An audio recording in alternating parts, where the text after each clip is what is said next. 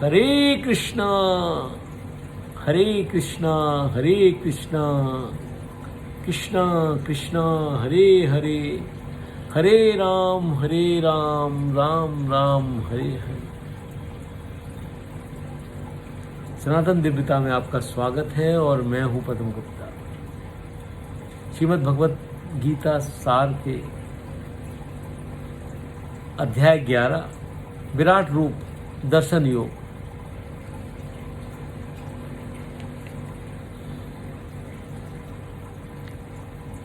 अर्जुन बोले,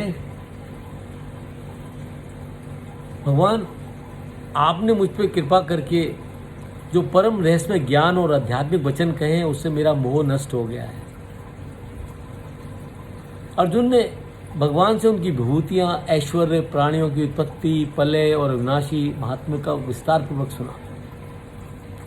इससे अर्जुन के मन में भगवान के विराट रूप को देखने की जिज्ञासा उत्पन्न हुई और उनका ईश्वर विश्व रूप देखने के लिए आग्रह किया। श्री भगवान कहते हैं, पार्थ, अब तुम मेरे सैकड़ों सहस्त्रों विविध प्रकार के और नाना वर्ण और आकृति वाले दिव्य और आश्चर्यजनक रूप को देख। हे अर्जुन, इसमें संपूर्ण जगत और जो जो देखना चाहता है सो देख, परंतु तुम मुझको इन प्राकृत नेत्रों से देखने में असमर्थ हो। इसके लिए तुम्हें मैं दिव्य नेत्र प्रदान करता हूं, जिससे तुम मेरी ईश्वरी योग शक्ति को देख सकोगे। इस तरह से अर्जुन भगवान के शरीर में एक ही जगह स्थित हुए जगत को देखता है।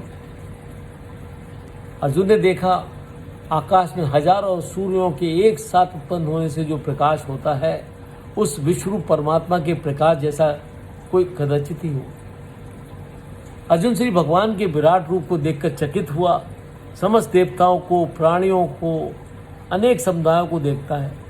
अर्जुन देखता है, अर्जुन कहता है, हे विश्वरूप, मैं आपके ना अंत को देखता हूं, ना मध्य को और ना आदि को। अर्जुन भगवान के प्रज्वलित अग्नि रूप तेज से विश्व को तपते हुए देखता है। अर्जुन कह रहा है, भगवान आपके इस अलौकिक और भयंकर रूप को देखकर तीनों लोग भयभीत हो रहे हैं। अर्जुन भी यह देखकर व्याकुल हो रहा है और शांति नहीं पा रहा।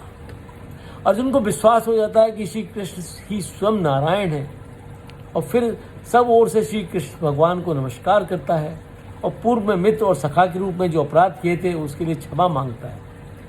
अपनी व्याकुलता से मुक्त होने के लिए श्री भगवान को प्रार्थना करता है, हे जगन्निवास, आप प्रसन्न हो और मुझे अपना चतुर्भुज गदा, शंख, चक्र और कमल वाला चतुर्भुज रूप दिखाएं, देव रूप दिखाएं। श्री भगवान बोले, हे अर्जुन, तुमसे प्रसन्न होकर मैंने अपनी योग माया से परम तेजो में विराट रूप दिखलाया है, जिससे तुमसे पहले किसी ने नहीं देखा। और ये रूप ना वेदों ने, ना यज्ञ से, ना तप से, ना दान से देखा जा सकता है। श्री वासुदेव ने अर्जुन से ऐसा कहकर अपना चतुर्भुज रूप दिखाया।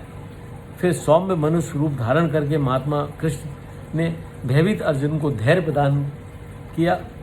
श्री भगवान ने कहा, जिस चतुर्भुज रूप को तुमने देखा है उसका दर्शन बड़ा ही दुर्लभ है। देवता गण भी इस रूप के दर्शन की आकांक्षा करते हैं। भगवान बोले, मेरे उस चतुर्भुज रूप को न वेदों के पठन से, न तप से, न दान से, न यज्ञ से करने से ही देखा जा सकता है। पर श्री भगवान ने आश्वासन दिया, जो मनुष्य नीचे के 5 गुणों को धारण करते हैं वे ईश्वर को प्राप्त करते हैं। उन 5 गुणों में पहला गुण, जो मनुष्य सर्व कर्तव्य कर्म परमात्मा के लिए करता है। दूसरा, जो ईश्वर के परायण रहकर उसे ही परम लक्ष्य, परम धाम मानता है। तीसरा, जो परमात्मा की एक ही भाव से निरंतर भक्ति करता है। चौथा, जो आसक्ति रहित है। 5वां, सब प्राणियों से वैर रहित है। इन 5 गुण को धारण कर मनुष्य प्रभु को पा जाता है। तो ये था अध्याय 11 विराट रूप दर्शन योग का सार। आशा है आपको ये अच्छा लगा होगा। आप इसे लाइक करें। मेरे आगे की श्रृंखलाओं को देखने के लिए बेल आइकन को दबाएं। अगर आपने मेरा चैनल अभी तक नहीं सब्सक्राइब किया है उसे सब्सक्राइब करें। हरे कृष्णा। आगे की श्रृंखला में हम अध्याय 12 पर चर्चा करेंगे, जिसको भक्ति योग कहा गया है।